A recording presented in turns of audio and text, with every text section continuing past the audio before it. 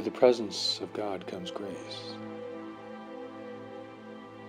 A beautiful presence, a beautiful experience, a sense of warmth and inclusion, as if you're held within God's embrace. A marvelous contrast from the emptiness and the loneliness that accompanies living a separated life. For the blessing is with you with the power of grace. Yet you cannot claim it for yourself. If you seek to do so, it will be nowhere to be found. You cannot use it to gain power or influence over others, or it will not abide with you. You cannot generate it with your personality or with any personal charisma or charm, for it exists on a whole other level of reality. It comes upon one who is humble and open, whose mind is clear of judgment and condemnation towards oneself and others.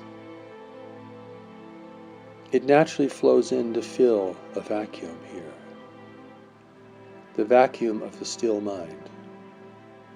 It is as if God has caught up with you, you who have been racing constantly.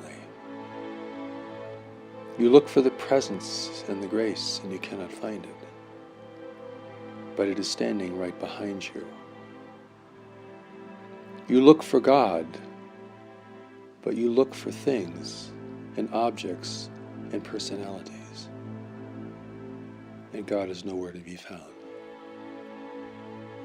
The grace comes to you in an act of selfless giving.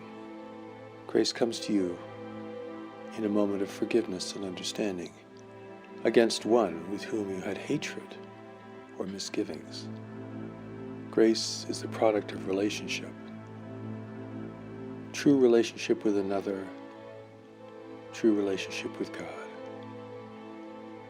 True relationship with the deeper nature, which is represented by the power and the presence of knowledge within you. It is when you yield and stop that grace comes upon you. It is when you listen with the deep need of the heart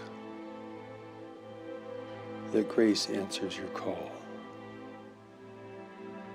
It's not a question of whether God loves you or not, for that is just given. It is a question of whether you can receive and accept and follow. When you can do these things, you will be able to share grace with others.